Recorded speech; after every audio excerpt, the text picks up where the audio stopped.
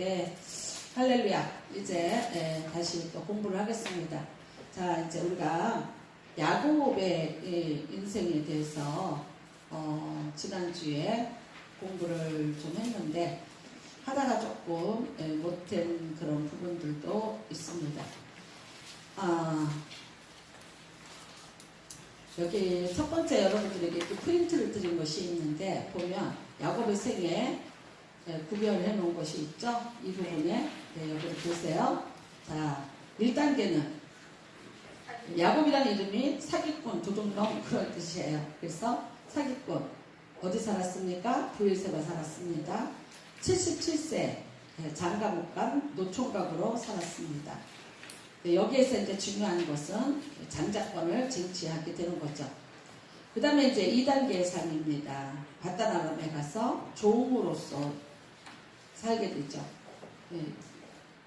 20년을 머물게 됩니다. 아내를 얻었죠. 4명의 아내를 얻었습니다. 그런데 그가 목표했던 여자는 오직 하나 라헬이었습니다. 그런데 아버지가 그 못생긴 레아를 먼저 첫날 밤에 야곱의 방에다가 넣는 바람에 또 사기를 당하게 됩니다. 그랬더니 이제 7년을 더 일을 해라 그래서 결국 라헬이라는 한 여자를 얻기 위해서 7년 14년 동안 무임노동입니다. 월급 못 받았습니다. 이때는 그냥 그랬습니다. 그 다음에 이제 6년 동안 월급을 받았는데 그 6년 동안에 10번 월급이 깎였습니다. 네, 그런 일을 겪으면서 살게 되죠. 그래서 우리가 그 밑에 보면 속이고 속는 생활 그랬어요. 제가 그랬죠. 뛰는 놈 위에 나는 놈, 나는 놈 위에 붙은 놈 그랬습니다. 네, 그랬는데 이제 여기에서 부자가 됩니다. 사람이 볼 때는 속은 것 같고 고난인 것 같았지만 근데 실질적으로는 아내 4명에다가 아들이 12에다가 딸 하나에다가 그 다음에 거부가 돼서 돌아오게 됐죠. 네, 그 사건을 잘 아십니다. 얼룩이를 달라 그랬는데 이제 피차 쏟고 속였는데 신풍나무 가지를 깎아서 얼룩이를 만들어 놓고 그 밑에서 물을 먹으면서 근데 그게 그런다고 얼룩이가 나와요? 그건 아니에요. 하나님이 주신 거예요. 그렇지만 사람이 그냥 무의도식하고 있으면서 나 주세요 해갖고 되는 건 아니야. 내가 정확한 꿈을 제시하고 내가 이렇게 되기를 원합니다라는 그런 어떤 액션이 있어야 하나님도 일을 하신다는 거죠. 예전에 조 목사님이 이런 말 하셨어요. 자전거를 주세요. 자전거를 주세요. 기도했대요. 신학생 때. 그랬더니 어떤 자전거인지 구체적으로 얘기해라. 그래서 기아가 있었으면 좋겠고 어떻게 해서 어떻게 생겼으면 그런 자전거 있으면 좋겠습니다. 라고 했대요. 그랬는데 선교사님 집에를 놀러 갔더니 자기가 말한 그 자전거가 거기 있더라고요. 그래서 어떻게 하셨겠어요? 이거는 내 겁니다. 선교사님이 좋겠어요? 안 좋겠어요? 좋다는 거예요. 이게 네. 제가 이렇게 보니까 꿈을 가지고 기도를 한 아이는 자기가 기도한 대로 그 대상을 찾더라고. 근데 그게 없어. 그냥 느낌 오는 대로 굉장히 감각적이죠. 그쵸? 그런 사람들은 실수가 많아요. 그래서 일단은 여러분과 저는 하나님이 들으신다는 전제하에 그 믿음으로 꿈을 가지시기를 바랍니다. 나는 어떤 꿈을 가지고 나는 어떻게 하기를 원해 라는 것을 제시를 하세요. 여호수아 18장에 보면 그림을 그려서 내게로 가져와라. 내가 찾아오고 싶은 땅을. 근데 그렇다고 해서 다 갖는 건 아니었어요. 제2뽑기에서 근데 거기에 참여하지 않았다면 못하는 거죠. 그 미스터 트롯에 장민호라는 사람이 있어요. 근데 이 사람은 원래가 가수를 했기 때문에 그 미스터 트롯에 안 나올라 했대요. 근데 갈등했대. 내가 가수인데 여기서 떨어져서 망신을 당하면 어떡하나. 응? 그래도 내가 가수인데 어떻게 저런 애들하고 할까? 그러고 고민을 했다는 거야. 그런데 한번 그래도 자기가 어떤 어느 정도의 사람인지 한번 검증받고 싶다는 마음이 있더래요. 그래서 그 사람들한테 말 안 하고 안 가 그랬는데 몰래 가서 맨 나중에 접수를 했다고 그러더라고. 근데 이런 말 하더라고요. 지금 만일 내가 이것을 안 했다면 울면서 후회하겠죠? 그러더라고요. 그러니까 도전을 해봐야죠. 내가 도전도 안 하고 또 내가 꿈을 가지고 이렇게 나 혼자 있는데 뭐 하나님 아셔서 하시겠지, 이건 아니고요. 정확한 그 그림을 그리는 거는 필요합니다. 그러니까 내 나름대로의 노력과 몸부림도 있어야 되고, 그 다음에 또 하나님 앞에서 구하여서, 그 다음에 그것이 하늘과 땅의 연합작전으로, 그 다음에는 하나님의 어떤 특별한 그런 또 은혜로 이제 이 역사가 이렇게 이루어져야 가는 거죠. 그래서 꼭 꿈은 가지시기를 바라고요. 굉장히 이제 부자가 되게 만드시죠, 하나님이. 그래서 옵니다. 이제 오는데 형 에서의 문제가 있죠. 그렇지만 400명을 데리고 올 때 자기를 죽일 줄 알았는데 아니고 호위병이 됐어요. 그러니까 말 한마디라도 잘하셔야 돼. 말 한마디로 천냥빚을 갚는다고 그러는데 정말 그래요. 야곱이 에서를 보면서 뭐라 그랬어요? 형님의 얼굴을 본 즉 하나님 얼굴을 본 것 같다고 그랬어요. 이 이상 더 어떻게 좋게 말할 수가 있겠어요. 이 말 한마디에 에서가 그냥 녹아났어요. 근데 원래 에서가 보면 남자답고 호탕하고 그래. 그렇지만 자기를 보면서 그렇게 말해준 동생에게 어떻게 칼을 겨눌 수 있겠어요? 그리고 이제 형이 자기 갖고 있는 것까지 다 주죠. 그 다음에 이제 다 좋았는데 어디 머물러요? 세겜에 머물러요. 좋은 땅이에요. 기름진 곳이 오아시스. 여기가 좋사오니 내가 갖고 있는 이 수많은 양떼와 또 가족들 먹이려면 이런 오아시스가 필요해요. 그래서 거기 머물렀죠. 근데 디나의 강간 사건이 있고 이제 거기에 머물 수 없다는 거를 그때 가서 깨닫죠. 그러니까 여러분, 그때서야 비로소 창세기 28장에 베델의 언약이 생각이 나는 거예요. 그러니까 하나님이라고 약속을 했으면 그거는 잊지 말고 지키셔야 돼요. 근데 그거를 잊어버려. 왜? 나 지금 여기가 참 좋아. 나 지금 형통해. 사람은요, 선 줄 알면 넘어질까 조심해요. 제일 무서울 때가 언제인 줄 아세요? 형통할 때. 잘 될 때. 교회 언제 제일 무서운지 아세요? 부흥할 때. 사단의 역사가 가장 심합니다. 돈 벌 때. 조심해야 됩니다. 아주 부자가 됐고 가족이 많고 힘이 있고 근데 위기를 만나게 되죠. 그때 그 위기를 만났을 때 다시 누굴 생각해요? 하나님을 생각해요. 그러니까 여러분, 인생을 살면서 야곱은 항상 어떤 상황일 때 하나님을 먼저 찾고 하나님과의 약속을 기억을 해내요. 그러니까 바다나오면서 그렇게 살아도 돼요. 그렇지만 아니, 우리 하나님, 내 아버지 하나님, 그 하나님이 있는 곳으로 내가 가야 된다고 생각을 하죠. 그러면 끝까지 가야 되는데 세계만 머물렀지만 거기서 이런 문제를 만났을 때 또 누구를 찾아요? 하나님을 찾아요. 문제를 해결하고 성공하는 사람의 특징은 어떤 사건 속에서도 하나님을 찾아내. 근데 그렇지 못한 사람은요, 아니요, 자기의 계획을 가지고 자기가 해결하려고 들어. 그러면 올무에도 빠지고 그 다음에 이 문제가 점점 더 어려워질 수도 있어요. 그러니까 다시 엘베델로 올라가자. 그래서 그게 이제 35장의 얘기고요. 이방 신사들과 귀걸이를 세겜의 상수리랑에 붙고 그래. 이게 있었다는 거죠. 바다라면서 나오면서 갖고 왔대죠. 라헬도 갖고 왔거든요. 그때 빌라라고 실바라고 안 가져왔겠어요. 그쵸? 그리고 따라오는 식솔들 안 가지고 왔겠어요. 그 다음에는요, 하나님에 대한 거 이 사람들 모르잖아요. 모르죠. 야곱만 알지 지금 이 사람들은 여호와의 신앙을 몰라요. 그러니까 아직 우리가 만나야 되는 하나님, 우리가 믿어야 되는 하나님에 대한 개념이 없어. 근데 모든 사람들은 어떻게 해요? 자기가 섬기던 신을 그걸 섬기고 그 신의 영향력 아래 있다고 생각을 하죠.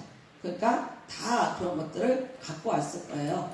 근데 이제 그 모든 것들을 다 묻고 영적 갱신이 일어납니다. 자신을 정결케 하고 그 다음에 의복을 바꾸라. 왜요? 그 의복에 보면은 많은 그런 이방의 풍습이라든가 이방에서 입던 어떤 그런 제의적인 옷들이 있었을 것입니다. 제가 처음에 이렇게 수봉을 갔는데 이런 옷도 못 입게 했어요. 물론 짐승이 그려져 있는 옷들 이런 거 못 입게 했고, 그 다음에 인형 같은 그림들이 많이 있는 거 이런 것도 못 입게 했는데, 한 번은 그 어떤 외국 브랜드에 쇠사슬로 이렇게 되어 있는 거 있어요. 그 무슨 네, 굿즈도 그렇고 굿즈 말고 입생로라 뭐 이런 게 어떤 게 제가 좀 정확지 않은데 계속 이렇게 체인으로 되어 있는 게 있었어요. 그림이. 근데 제가 그 브라우스가 하나 있었어요. 물론 짝퉁이지만 브라우스가 하나 있었어요. 그때 입었는데 전도사님이 그 즉시에서 지적하더라고요. 그거 벗어버리라고. 되게 기분 나빴어 사실은. 아니 왜 입는 옷까지 갖고 그래요? 그랬더니 사슬로 다 그게 옷이 그리더라고요. 근데 그런 것들이 기분 나쁘고 그랬는데 나중에 알았어요. 그 절박함. 그러니까 이 순복음은요 절박한 사람들이 오는 거예요. 그러니까 절박하기 때문에 어떤 것 하나도 이게 작은 것 하나도 그냥 넘어가지 않고 이거를 하나님 앞에서 우리가 정말 정확하게 살자는 그게 어떤 신념처럼 굉장히 강하게 그렇게 훈련이 되어 있더라고요. 그러니까 제가 말씀드렸죠. 힘들어서 살겠네로 힘들어 죽겠네가 아니야. 힘들어 살겠네. 아파서 살겠네. 그 다음에는 그런 언어도 바꾸고요. 차성어도 바꿔요. 178장의 예전 거 은혜가 풍성한 하나님. 그런데 이 시간 내리어 줍소서. 그 다음에 부름받아 나서니 근데 십자가는 제가 지고 가오리다.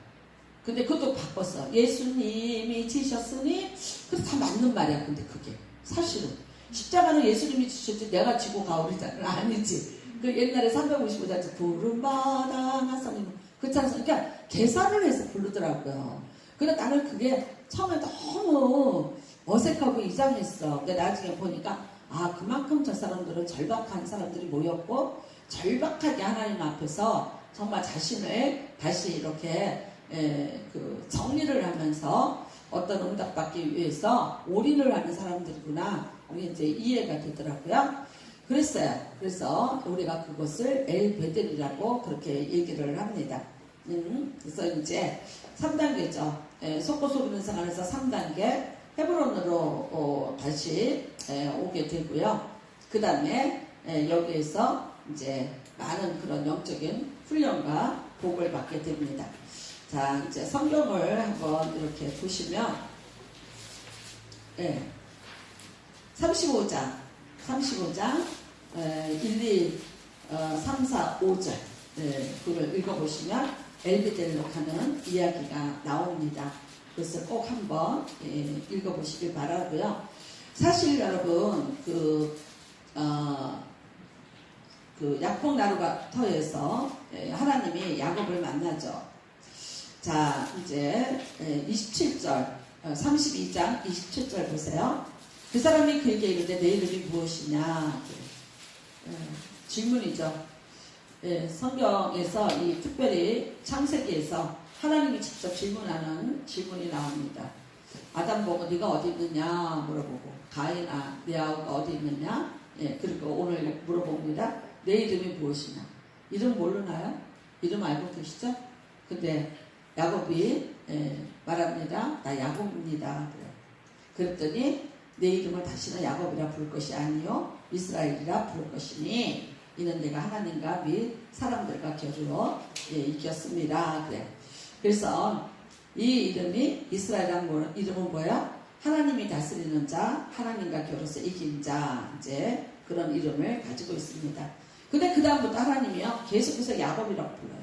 왜? 그가 아직도 그 세겜을 안 떠나고 있어요.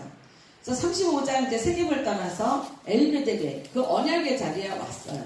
그랬더니 35장 9절입니다. 야곱이 바다라람에서 돌아오매 하나님이 다시 야곱에게 나타나서 그에게 복을 주시고 하나님이 그에게 이르시되 내 이름이 야곱이지만은 내 이름을 다시는 야곱이라 부르지 않겠고 이스라엘이 내 이름이 되리라 하시고 그가 그의 이름을 이스라엘이라고 불러주십니다. 그 다음에는 이제 약속의 복이 오죠.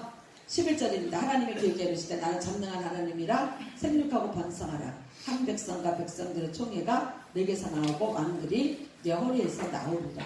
그래서 놀라운 축복을 받게 되는 거죠. 자, 아브람과 하나님이 약속해 주셨죠. 복의 근원, 그 다음에는 자손의 복, 땅의 복 그랬습니다. 그런데 땅에 대한 것은 막벨라굴, 은사백에 산 것, 그것밖에는 등기된 게 없습니다. 그 다음에 이제 자식의 복을 주셨죠. 그 자식은, 진짜 자식은 이삭 한 사람입니다. 예.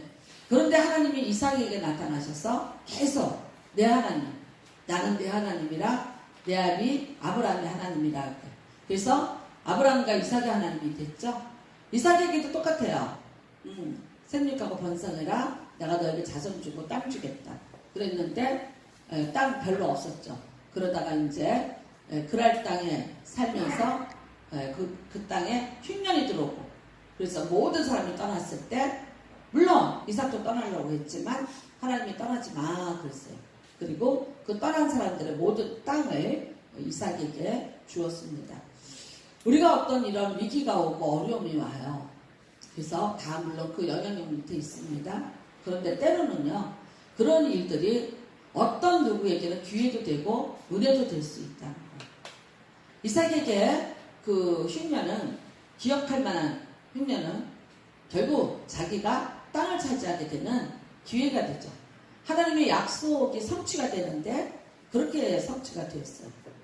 그 다음에는 야곱이죠. 에서는 그 축복의 대열에서 완전히 벗어났고요.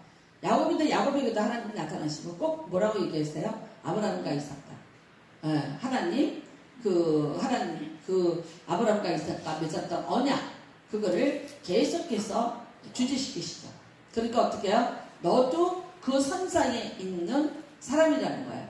그러니까 여러분, 어떤 지금 모습일지라도 아브라함과 맺은 언약, 이삭과 맺은 언약, 근데 다 거기에 뭐하고 맺었어요? 자손들하고 맺은 언약이 있어요. 그 언약의 선상에 오늘 너도 있다는 거예요. 그러니까 계속해서 아브라함과 이삭과 야곱이 하는, 주로 이스라엘 사람들은 4대를 말합니다. 대단하죠. 그러니까 우리로 말하면 고조하레비까지 이름을 다 외우면서 그 때까지 올라가는 거예요. 옛날에 우리나라 유교 때도 뭐 제사 지낼 때 보면 그랬다고 그러더라고요. 제가 결혼해보니까 16번 제사가 있다고 하더라고요. 저는 근데 부산에 살았잖아요. 결혼하자마자. 지금 생각해보면 너무 감사한 거예요. 저는 종손집이 뭔지, 뭐 그렇게 제사를 지낸 집이 어떤 집인지 그런 거 전혀 몰랐어요. 왜? 못 봤으니까 4대째. 그런데 제가 마치 정말 불나방이 불 속으로 뛰어들듯이 뛰어드는 거예요. 근데 하나님은 어떤 것이었냐? 저희를 부산에 살게 해주신 거예요.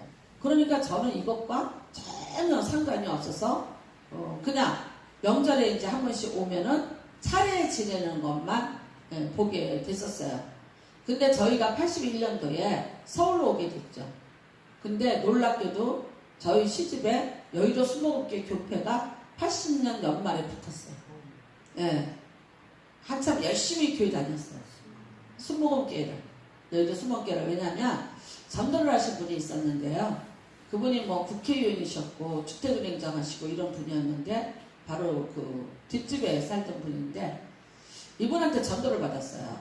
어떻게 했냐면 그냥요, 이 집이 그 성북동에 이제 이 한옥으로 여기면 돼 있었어요. 그분 집이. 그리고 그 안동 유씨예요. 어떤 영화배우가 유씨 누가 있죠? 왜? 그 유명한 영화배우였다면 걔가 그 안동 하회 마을에 유성룡이 후손이에요. 그러니까 이분이 그 친척이에요. 그러니까 유성룡이의 이순신 말고 유성룡이의 후손이에요. 그러니까 이 집에도 이제 그런 제사를 지내고, 근데 이 사모님이 그러더라고요. 시할머니 똥 3년, 시아버지 똥 3년, 시어머니 똥 3년. 그 대궐 같은 집에서 사실은 이분이 9년 동안 어른들 수발을 들고 이렇게 있었던 거야. 그리고 이 대문 밖을 못 나가는 거야. 그 양반 집에서. 갓 쓰고 도포 입고 이 제사를 지내는 그런 집이더라고요. 그랬는데 담벼락으로 담장을 너머로 누가 하나를 전도지를 뿌린 거야. 그냥 순복음 뉴스지 있죠? 그 많은 거. 그거를 누군가가 그 동네 와서 단장감으로 이렇게 던지는 거예요. 근데 이분이 그거를 본 거예요. 그거를 봤는데 그걸 보면서 이분이 원래는 이대 다녔어요. 그러니까 학교 다닐 때 예배를 드렸고 그게 기억이 나는 거야. 그리고 자기 이 고단한 인생 속에서 그 하나님을 만나고 싶어요. 그래서 혼자서 이제 이렇게 하나님을 믿었다래요. 근데 나중에 남편한테 얘기했대요. 나는 못 살겠다. 도저히 내가 못 살겠다. 그러니까 하나만 허락을 해달라. 근데 그 남편도 참 좋으신 분이니까 그렇잖아. 허락을 받은 게 뭐냐? 날 교회 가게 해달라. 그래서 그 다음부터 이분이 이제 여의도 수봉교를 다니시는데 제가 그분 댁에 최자신 목사님이 오셔서 예배 드리는 날 우리 맞동수하고 같이 참석을 하면서 최자신 목사님을 처음 뵀어요. 그러니까 그래서 교회의 교패가 저희 시집에 대문에 붙었어요. 그분 때문에. 그러고 난 다음에 저희가 서울로 올라오게 되더라고요. 그러니까 그 모든 교회에 대한 핍박이나 이런 것 없고 그 다음에 와서 저희는 절 안 합니다. 뭐 이거 안 합니다. 다 인정해 주시고 그냥 제삿날 저희들 부르지도 않으시고 그대로 자유롭게 해주시더라고요. 그래서 참 하나님의 그런 어떤 섭리, 그쵸? 우리가 그냥 사는 것 같고 그냥 이렇게 어떤 흘러가는 듯이 살고 있는데 그렇게 정신없이 살면 그냥 그래요. 근데 한 번쯤 내가 그 시간대에 멈추고 다시 한번 생각을 해보세요. 그러면 하나님의 섭리가 얼마나 오묘하게 우리 인생에 작업을 하셨는지 이제 그런 거를 깨닫게 될 줄로 압니다. 그래서 여러분 다시는 내가 너를 이제 야곱이라고 하지 않겠다. 이스라엘이라고 불러주겠다. 그래서 이때부터 이스라엘입니다. 우리가 이스라엘이라는 이름은 이제 정말 이스라엘 국가의 이름이 되었고요. 그 다음에 하나님을 믿는 모든 사람을 대표하는 이름이 되었고요. 하나님이 이렇게 말씀하시죠. 이사야서 41장에 야곱아, 지렁이 같은 거 야곱아. 근데 뭐라 그래요? 나의 벗 야곱아, 아브라함의 자손 야곱아. 자, 여러분 야곱을 향한 하나님의 사랑이에요. 그래서 그 약속이 그대로 이제 야곱에게 성취가 되게 됩니다. 그런데 19장에 라헬이 죽게 되죠. 베냐민을 낳으면서 19절입니다. 라헬이 죽음에 그래서 베들레헴 길에 장사되고 그래요. 그래서 이 라헬은 정말 놀랍게도 헤브론에 그 묘지에 들어가지를 못해요. 왜? 길에서 죽었기 때문에 어쩔 수가 없었잖아요. 그래서 나중에 에레미야를 보면은 이스라엘 백성들이 바벨론으로 포로로 끌려가죠. 근데 어디를 지나가냐? 이 길을 지나갑니다. 근데 라헬이 국모죠. 말하자면 그쵸? 국모죠. 그러니까 어미가 내 자식들이 끌려가는 거잖아. 바벨론으로. 그걸 보고 라헬이 울었도다라는 말씀이 나와요. 바로 이 말씀 때문에 그렇게 됩니다. 22절은요. 또 굉장한 수치죠. 이스라엘이 그 땅에 거주할 때에 루벤이 가서 그 아버지의 첫 비라와 동침함에 이스라엘이 이를 들었더라 그래요. 자기 아들이 자기의 부인이에요. 물론 작은 댁이지만 이게 이제 또 첩이고 이러니까 그랬을 거예요. 이제 종이잖아. 우습게 보고 이제 그렇게 했는데 이거는 굉장한 실수죠. 한 번에 이런 실수지만 여러분 아비의 학체를 범하는 죄예요. 이거는 용서받지 못합니다. 그래서 우리가 이런 말을 합니다. 세상에 많은 죄는 용서를 받아요. 근데 간통에 대한 죄는 하나님도 용서하지 않아요. 왜냐하면 몸 안으로 짓는 죄고 그 다음에 어떻게 사람이 용서하지 않는다는 거죠. 그러니까 다른 죄는 하나님 앞에 지은 죄는 하나님이 해결하시는데 간통은 이게 상대편에게 엄청난 상처를 주는 거잖아요. 그러니까 이거는 사람이 용서하지 않는다. 그래서 이 죄는 짓지 않는 게 낫다. 그러니까 만약에 바람을 폈으면 그냥 끝까지 아니라고 웃기면서 가세요. 나 폈다고 고백하지 마시고. 저기 서울의 어떤 교회는 나 그랬다 그러고 고백해요. 근데 나는 몰라 뭔가 한게 이상하더라고. 제가 갔더니 그 남성 구역장이라는 분이 이래요. 저는 열처녀의 비유를 가지고 있습니다. 그래요. 열처녀의 고백을 하는데 그래서 이제 구역장님이 그 열처녀에 대한 어떤 메시지를 주나 보다 그랬어. 그때 그게 아니라 자기가 파주 시청에 근무했는데 10여자와 이제 그런 일이 있었다는 거야. 그래서 그게 열처녀의 비유라는 거예요. 근데 나는 그걸 고백해요. 그 교회는 다. 근데 문제는 뭐냐면 그 열처녀들은 지금 시집을 가서 남의 집 아내가 될 수 있고 엄마가 될 수 있어요. 근데 나는 내가 하나님 앞에서 신앙 고백한다고 이걸 고백을 해서 털어낸다 그럴 때 그 사람들은요. 어떻게 보면 그 다음에는요. 그 아내에게는 이게 정말 자기가 자기는 용서하기 쉽지만 그 아내는 그게 그렇게 진정한 용서가 될까? 나는 잘 안 된다고 봐. 몰라. 성령이 막 어떻게 만들어갖고 거의 이렇게 실신하게 만들어 놓으면은 그게 될까? 나는 그거는 본능적으로 정말 힘들다고 생각을 하거든요. 근데 그 아내가 거기 앉아 있더라고. 그래서 참 이런 고백을 하면서 이거를 큐티로 끌고 가는 거는 약간 위험이 있다는 그런 생각이 들고 몰라요. 받아들이기 힘들더라고요. 그래서 고명인 교수님한테 제가 여쭤봤어요. 그랬더니 굉장히 위험한 발상이라고 그분은 그렇게 얘기를 하시더라고요. 그런데도 거기는 또 그렇게 하면서 치료가 되고 또 그로 인해서 회복이 되는 상황들이 또 예가 또 많이 그렇게 있기는 하더라고요. 그러니까 예수님께서도 여러분 이것에 대해서 이 간음에 대해서는 그 제한적인 이혼을 허락을 하셨습니다. 사실 상대편이 용서를 구하지도 않고 그게 나쁜 습관이 되어서 계속해서 그거를 반복하고 있어요. 절대 거기서 회의 때는 이혼을 했다 해서 그게 그렇게 뭐 다른 것 같이 그렇게 취급 안 받았어요. 그게 어떤 면에서 보면 예수님도 제한적인 어떤 허락 그렇게도 볼 수 있는 게 그겁니다. 그래서 이 죄악에 대해서는 성경에서 굉장히 무섭게 다루고 있고 르우벤은 장남이죠. 근데 그 장자권을 뺏기게 되는 거죠. 그러니까 참 여러분 이게 보세요. 제가 이렇게 사대죄를 믿으면서 이렇게 봐요. 근데 내려온다는 거 있죠. 내려온다는 거. 가인 장자죠. 그치? 이상하게 뺏겼죠. 이 집안이 그런 집안이야. 그쵸? 가인 장자인데 뺏겼죠. 그 다음에는요. 에서 장자인데 뺏겼죠. 근데 지금 르우벤 장자인데 뺏겨요. 그 다음에는요. 요셉의 아들 므낫세 장자 뺏깁니다. 글쎄요. 집안에 내려오는 어떤 전통같이 이상하게 그렇게 되어 있어요. 주어진 것이에요. 주어진 것에 내가 택한 것이 아니라 주어진 것이에요. 잘 관리하고 지켜서 그거를 내 것으로 만들어야 돼. 근데 내게 주어진 것일지라도 내가 그것을 관리하고 지키지 못하면 어떻게 된다? 빼앗긴다. 어쩔 수 없이. 여러분 이 일은 하나님이 개입하신 거 아니야. 전형적인 인간의 실수와 잘못 때문에 이렇게 된 거예요. 아시잖아요. 가인도 그랬고 우리가 에서에 대해서도 말씀드렸죠.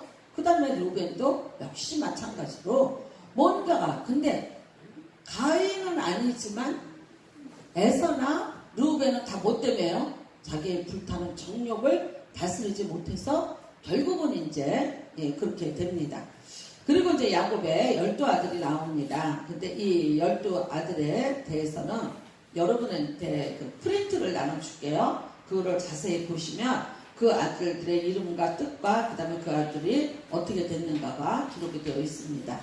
28절입니다. 이삭의 나이가 180살이야. 그래서 29절 에서와 야곱이 그를 장사하였더라 그래요. 180세에 죽었습니다.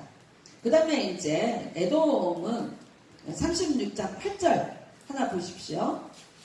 이에 에서 곧 에돔이 세일산에 거주하니라. 그래서 세일산을 중심으로 해서 에돔의 조상이 되고 있습니다. 에돔하고 나오면 누구예요? 에서의 후예고요. 왕국을 거느리는데 굉장히 강한 왕국이 되죠.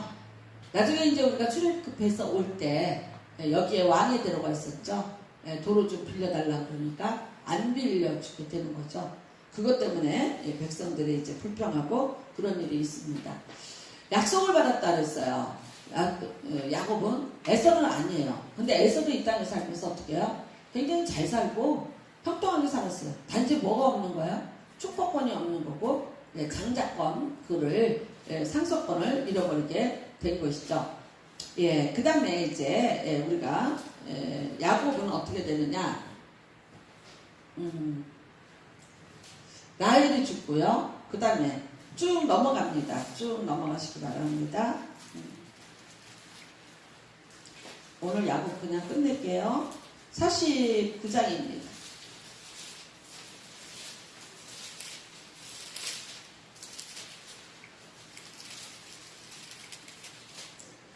어, 47장 한번 볼까요? 47장 27절 28절입니다.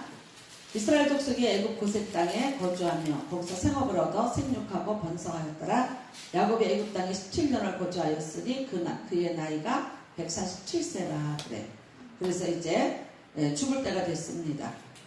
근데 30절에 유언을 하죠. 내가 조상들과 함께 눕거든 너는 나를 애굽에서 메어다가 조상의 묘지에 장사하라. 거기가 어딥니까? 헤브론입니다. 예. 아브라함과 이삭이 붙였던 그곳으로 나를 데려가달라고 그렇게 얘기를 합니다. 그 다음에 이제 16절 48장 16절입니다. 48장 16절 나를 모든 환난에서 건지신 여호와의 사자께서 이 아이들에게 복을 주시오며 이들로 내 이름과 내 조상 아브라함과 이삭의 이름으로 칭하게 하시오며 이들이 세상에서 번식되게 하시기를 원하나이다. 사실 요셉의 아들들 둘은요, 이 이방 나라에서 나서 잘했던 아니까 얘네들 실질적으로 뭐예요? 애굽 사람들이에요. 그쵸? 그럼에도 불구하고 그리고 애굽 여인하고 결혼해서 아이를 낳은 거잖아요. 그런데도 이제 이 야곱이 이 아이들도 그 약속의 대열에 자녀가 되게 해달라고 기도를 하죠. 그 다음에는요 49장이 놀랍죠. 야곱이 자기 아들들을 축복하다 그래요. 근데 이제 이 축복을 받는데 다 어떻게 합니까? 그 아들들이 행한 대로예요. 그러니까 여러분 복이라는 것은 하나님이 우리에게 정해주신 복도 있어요. 이걸 분복이라고 말해요. 근데 그 다음에는요 자기가 어떻게 하는가에 따라서 이 땅의 복이 또 결정이 돼요. 그러니까 르우벤 같은 경우는 중복인데 놓쳐버렸어요. 나중에는 이제 뭐 예를 들어서 뭐 유다라든가 뭐 이렇게 복을 주는데 다 어땠어요? 그의 삶을 보고 자라면서 그의 성향과 그가 행했던 모든 것을 보면서 축복이 제한을 받기도 하고 축복이 더해지기도 하죠. 이제 이 중에서는 이제 유다와 요셉이 제일 무조건 복을 많이 받습니다. 근데 유다가 복을 받은 이유는요 너무나 명확해요. 왜 그랬습니까? 요셉을 건졌어요. 요셉을 위해서 헌신을 했어요. 유다가. 그 다음에는요 나중에 거기 애굽에 내려가서 요셉을 만났을 때 자기 동생 베냐민을 살리기 위해서 나를 대신 볼모로 잡아달라고 그러죠. 그 사건 때문에 사실은 요셉이 마음을 돌이켜서 형들을 받아들이게 되고 화해가 일어나게 되죠. 그래서 야곱이 내려가서 요셉을 만날 수가 있었던 거예요. 아들에도 정말 고맙겠죠. 그러니까 많은 복을 그에게 다 주게 됩니다. 그리고 이제 우리가 보면 49장 보면 29절부터 31절까지 보면 그가 그들에게 명하여 이르되 내가 내 조상들에게로 돌아가리니 나를 햇사람 에브론의 밭에 있는 굴에 우리 선조와 함께 장사해달라고 그죠? 가나안 땅 마므레 앞 막벨라 밭에 있는 것이라. 아브라함의 햇사람 에브론에게서 밭을 사서 그의 매장지를 삼았으므로 그래. 그래서 거기서 하고 33절 한 많은 인생이 이제 끝을 내게 되고 요셉이 이제 말하자면 수종드는 의원에게 명하여 그러니까 뭐예요? 미라 작업을 한 거죠. 왜냐하면 애굽에서 거기를 올라와야 돼요. 그 뜨거운 날씨에 시신을 끌고 그러니까 미라로 만들어서 데리고 와서 그곳에 장례를 하게 되는 것으로 끝이 납니다. 참 어떻게 보면 파란만장한 그런 삶이었습니다. 그런데 한 번도 그가 하나님을 잊어버리지 않아요. 네, 그리고 자기의 인생에 어떤 절박할 때 하나님을 찾았고, 그리고 또 그 하나님에 대한 말하자면 약속을 잊어버리지 않았습니다. 임마누엘의 하나님 그래요. 그가 바다나람에 가 있을지라도 어떻게 해요? 하나님이 나랑 함께 하시거든요. 왜 그랬습니까? 베델에서 하나님이 나타나셨잖아요. 하나님이 여기 계셨구나. 너무 놀랬죠. 내가 우리 집에서부터 출발을 해서 17km를 떨어서 왔는데 하나님이 여기 나를 여기까지 추적을 해서 여기 계시더라고요. 내가 있는 곳에 그 밤에 거기에 하나님이 계시더라고요. 굉장히 감동을 먹었죠. 그날 밤에. 그쵸? 그러니까 임마누엘의 하나님 오직 감동을 먹었으면 내가 다시 이리로 돌아오겠다고 약속을 했겠습니까? 그 다음에는요. 거기서 바다나람에서 20년을 살지라도 하나님과의 약속을 전혀 잃어버리지 않습니다. 그리고 바다나람에 그 풍요로운데 수많은 신들이 있었죠. 그렇지만 절대 신앙이 흔들리지 않았고 하나님을 섬겼고 아버지로부터 받은 자기가 아버지 이삭의 족장이기 때문에 얻을 수 있던 수많은 안식과 평안, 그 다음에 재물 이런 모든 것들을 포기하고 얻었던 상속권, 그쵸? 장자권이죠. 그렇기 때문에 야곱은 어떤 상황에서도 자기가 그만큼 무서운 대가를 지불하고 얻은 것이기 때문에 그거를 포기하지 않고 항상 내가 돌아가리라는 그런 마음을 가지고 있었고 결국은 이제 그가 돌아오게 됩니다. 그래서 여러분 야곱의 인생은 그렇습니다. 출발은 도둑놈으로 했지만 그러나 결국 하나님과 결서 이길 자가 되었고 자신의 그런 꿈을 다 성취를 했습니다. 야곱의 아들들 이름 같듯 그거는 여러분한테 그냥 나눠주도록 그렇게 하겠습니다. 이건 뭐 지도인데요. 글쎄 여러분들이 보일까요? 베델 여기서 브엘세바죠. 브엘세바는요 거의 남방 거의 밑이에요. 그래서 뭐라 단과 브엘세바 그러면 남쪽 애굽하고 거의 맞닿아 있는 그런 광야 같은 그런 곳이에요. 여기입니다. 아이고.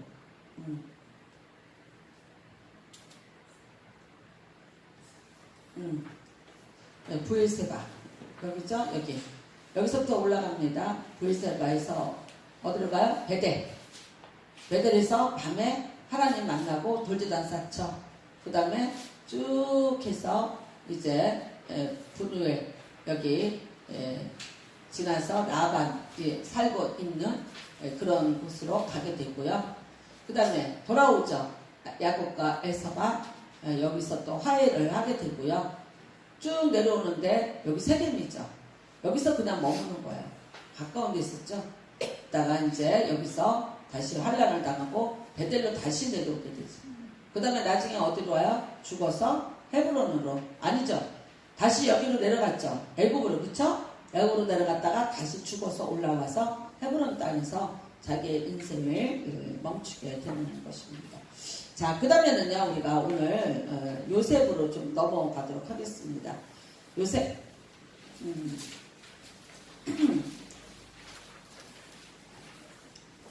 요셉, 37장부터 나옵니다. 자, 요셉의 인생을 5가지로 나눕니다. 소년 시절, 그 다음에 이제 요셉과 함께 하시는 하나님, 그 다음에 꿈의 성취, 부모 형제와의 재해, 요셉의 신앙 고백으로 이렇게 나누도록 하겠습니다. 자, 요셉의 얘기입니다. 37장 3절입니다. 37장 3절 4절입니다. 같이 봉독합니다. 시작. 요셉은 노년에 얻은 아들이므로 이스라엘의 여러 아들들보다 그를 더 사랑함으로 그를 위하여 채색옷을 지었더니 그의 형들이 아버지가 형들보다 그를 더 사랑함을 보고 그를 미워하여 그에게 평안하게 말할 수 없었더라. 그래. 예, 채색옷입니다. 세계 기독교 박물관이 소장하고 있다고 합니다. 그 당시 유목민들이 입었던 채색옷의 색상 좀 보세요. 굉장히 예쁘죠? 보라색에 주홍색에 여러가지. 다른 애들은 그냥 그때 뭐 무슨 이렇게 뭐 옷감이 있었겠어요. 그쵸? 그런데 요셉에게 이런 거 입혔어요. 왜 입혔겠어요? 노년에 얻어서? 아니죠. 내 사랑하는 여인의 아들이에요. 라헬이 낳은 아들이에요. 그러니까 마누라가 이쁘니까 어떻게 해요? 그 낳은 자식도 이뻐요. 마누라가 보기 싫으면요. 그 낳은 자식도 관심 없어. 우리 어떨 때 그런 거 알죠? 어떻게 애비가 돼서 저렇게 관심이 없을까? 관심 없는 거지 뭐. 이런 옷을 입혔습니다. 채색 옷을 입혔어요. 아버지 잘못했죠? 그쵸? 사랑을 좀 절제를 했어야 되는데 너무 드러나게 그렇게 사랑을 하게 됐습니다. 그래서 결국 이것 때문에 어떻게 돼요? 미움을 사게 됐습니다. 그랬는데도 불구하고 5절에 요셉이 꿈을 꾸게 되죠. 두 가지 꿈을 꿉니다. 7절에 보면 곡식단을 묶더니 내 단을 일어서고 당신들의 단은 내 단을 둘러서서 자라더이다. 이게 11번째거든요. 근데 오히려 형이 열이 있다고요. 근데 어떻게 다 배단이잖아. 이게 엄마가 4명 아냐. 그쵸? 집안이 조금 시끄럽잖아. 그런데 그냥 이 철없는 아들이 이 이야기를 다 꿈을 발설을 하는 거죠. 그 다음에는요. 11별이 자기한테 절하더래요. 근데 형들은 눈치를 챈 거예요. 아 그래? 너만 채색 옷 입고 근데 우리가 너한테 절해? 아주 그냥 괘씸죄에 걸리게 되죠. 9절 요셉이 다시 꿈을 꾸고 그의 형들에게 말하여 이르되 내가 또 꿈을 꾼즉 그래요. 그러니까 11절에 뭐라 그럽니까? 그의 형들은 시기하되 그의 아버지는 그 말을 간직해 두었더라. 형들은 다 시기 질줄 알았는데 아버지는 어떻게 해요? 야 이런 클놈인가 보다. 워낙 채색옷 입혀놨는 데다가 내가 기대하는 대로 크게 될 아들인가 보다라고 기대를 하게 됐죠. 근데 이게 이제 다 문제가 되는 거죠. 이게 결국은 문제가 되고, 그래서 형들한테 가서 이제 양을 치는데 갔다 와봐라 그랬더니 형을 찾으러 가 세겜에 갔더니 없어요. 그런데 어떤 사람들이 말해요? 도단에 있다고. 그러니까 도단까지 가게 됩니다. 이게 도단이 멀어요.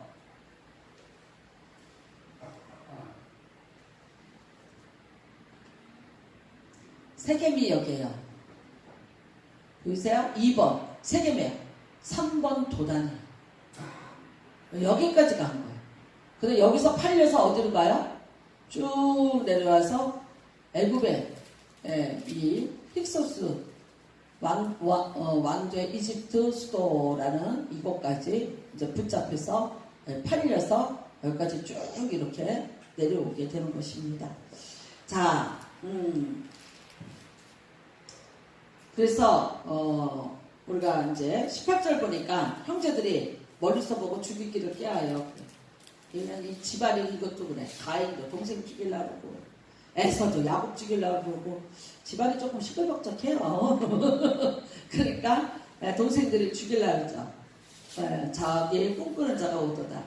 사실 요셉이 이 꿈을 이렇게 좀 발설하지 않았더라면 얼마나 좋을까. 그쵸? 우리가 뭔가 응답을 받은 게 있고 뭐가 있어요. 근데 그걸 말할 때가 있고 안 할 때가 있더라고요. 그러니까 먼저 말을 해서 손해보는 게 참 많이 있어요. 왜냐하면 상대편에서 그걸 이해하지 못하고 받아들여주지 못하고 같이 그걸 공유하지 못하면 그건 오히려 그 사람한테 해가 되죠. 그래서 20절이죠. 자 그를 죽여 한 구덩이에 던지고 우리가 말하기를 악한 짐승이 그를 잡아먹었다 하죠. 10명이 지금 요셉을 죽이자고. 그러니까 그동안에 얼마나 미움이 많이 쌓여있겠어요. 이게 차별받은 거죠. 레아의 자식들은 레아의 자식들대로 아버지한테 차별받은 게 억울하고 비라나 실바는 또 종의 자식들이다 보니까 그런 또 차별에 또 서러움이 있었을 것이고 그러니까 이제 이게 이 요셉에게로 이제 다 쏠리는 거죠. 그리고 또 루벤이 뭐라 그럽니까? 생명은 해치지 말자 그래요. 그래서 살려주려고 합니다. 요셉이 채색 옷을 입히고 이제 구덩이에다가 딱 던지죠. 던지죠. 근데 그들이 앉아 음식을 먹다가 눈을 들어본즉 한 무리의 이스마엘 사람들이 길앗에서 오는데 그 낙타들의 향품과 유황과 몰락을 싣고 애굽으로 내려가는지라. 영화의 한 장면 같죠? 그쵸? 요셉을 갖다가 구덩이에다 집어넣었어요. 그 구덩이에 있을 때 죽는 거죠. 굶어 죽는 거죠. 굶어 죽든지 안 그러면 사나운 짐승의 밥이 되든지 그런 거죠. 그랬는데 유다가 여기서 나타납니다. 유다가 뭐라 그럽니까? 자기 형제에게 이르되 우리가 우리 동생을 죽이고 그의 피를 덮어둔들 무엇이 유익할까? 자, 그를 이스마엘 사람에게 팔고 그에게 손을 대지 말자. 일단은 첫 번째 유다가 여기에서 살려주죠. 나중에 물론 또 이제 애굽에서도 그렇지만 그래서 그때 은 20을 받고 요셉을 구덩이에서 빼내서 미디안 상인에게 팔게 되죠. 그러니까 여러분 한번 생각해 보세요. 굉장히 억울한 일이고 기가 막힌 현실이죠. 그렇지만 요셉의 입장에서는요, 새로운 인생의 출발이 여기서부터 되는 거예요. 그쵸? 이제 나중에 보니까 그래요. 사실 여기서 보면 모든 자기의 그 아버지하고도 헤어져야 되고 자기가 정말 족장의 아들이고 채색 옷을 입었는데 노예로 지금 팔려가는 거거든요. 그러니까 은 20은요 노예값이에요. 노예값. 그걸 팔려서 가는 거야. 근데 실질적으로는요, 여기서부터 지금 요셉은 전혀 다른 새로운 넓은 세상을 향한 인생의 첫 출발이 되는 거야. 그 다음에 나중에 우리가 다 알고 있잖아요. 애굽의 총리가 되죠. 그러니까 총리가 되는 첫 걸음이 어디서부터 출발해요? 이 구덩이에서부터 출발을 하는 거예요. 아작하자. 여기서부터 시작이에요. 그러니까 다 끝난 자리고 다 망한 자리. 근데 그 구덩이가 뭐예요? 새로움의 시작이 되는 거예요. 그러니까 우리 인생에는 어떤 상황에서도 끝없는 절망은 그거는 불신입니다. 내가 어떤 상황에 어떤 지경에 왔을지라도 하나님은 여기서부터 또 나를 위한 계획을 가지시고 나를 위해서 더 나은 것을 준비하고 계시다는 그런 믿음을 가지셔야지. 이러니까 내가 끝나고 이러니까 끝나고 이게 너 때문에 이렇게 된 거고 그래서 나는 이렇게 끝이야 라고 얘기를 하는 사람은 그 사람 눈에는 지금 뭐가 안 보이는 거예요? 하나님의 계획이 안 보이는 거예요. 여러분, 우리는 야곱이나 요셉같이 이렇게 참 절박하고 기구한 운명들이 여기 다 기록이 되어 있어요. 근데 이 사람들의 인생을 보면서 누굴 만나라는 거예요? 결국 그 사람들의 역사 얘기를 우리한테 말하는 게 아니에요. 또 우리도 우리 인생의 웅덩이를 만나고 우리도 이런 위기를 만나고 이런 버림을 만났는데 거기가 또 하나의 나의 인생의 새로운 또 시작이 되는 정점이 될 수 있다는 것을 우리는 배워야 돼요. 그리고 하나님은 정말 그렇게 또 일을 하시는 분이에요. 그 다음에 이제 유다에 대해서는 계속 여러분이 주목을 하셔야 되는 것이 참 이런 여러분 위기입니다. 넷째거든요. 위에 첫째, 둘째, 셋째 있잖아요. 루벤도 있죠. 레위도 있죠. 시몬도 있죠. 그렇지만 넷째 아들인 유다가 어떻게 했든지 이 동생을 보호하기 위해 거야. 근데 그 동생을 보호하기 위해 왜 그런 거예요? 아비의 마음을 알아요. 아버지 야곱이 이 동생을 얼마큼 귀하게 여기고 사랑하는지 아버지의 히스토리를 이 아들이 아는 거예요. 그 다음에 어떻게 해요? 공감할 능력을 가지고 있는 거예요. 그러니까 구해주자는 거예요. 사람이 위기 때 어려움을 당했을 때 어떤 좀 도움을 줬어요. 근데 그게 여러분 나중에 나한테 어떤 그 대가로 돌아오는지 우리는 아무도 알지 못하는 거예요. 저는 그 신촌에 세브란스 병원에 어떤 의사 선생님의 그 간증인데 의학생이에요. 근데 굉장히 가난하고 어렵고. 근데 그때 그 세브란스 병원이 원래 미국 선교사님들이 세운 거잖아요. 근데 이제 그 세브란스가 사람 이름이죠. 그쵸? 그럴 거예요. 사람 이름일 거예요. 근데 말하자면 그 세운 분의 후손이 우리나라로 온 거예요. 왔는데 병원을 바로 앞에 놔두고 못 찾은 거예요. 이분이. 이 병원을 찾아서 이제 가야 되는데 못 찾은 거예요. 말도 안 되지? 막 이러니까 굉장히 당황하고 있었는데, 여러 사람한테 물어봤는데 그냥 지나가는 거예요. 근데 갑자기 이 학생이 그 모습을 보고 다가오는 거야. 어떻게 된 거냐? 왜 그러냐? 그러는 거예요. 그러니까 다 이제 데려다 준 거예요. 거기까지 데려다 주고 그리고 이렇게 만나게 해주고 이걸 다 해준 거야. 근데 너 이름이 뭐냐? 결국은 여러분 이분이 세브란스 병원의 의사도 되시고요.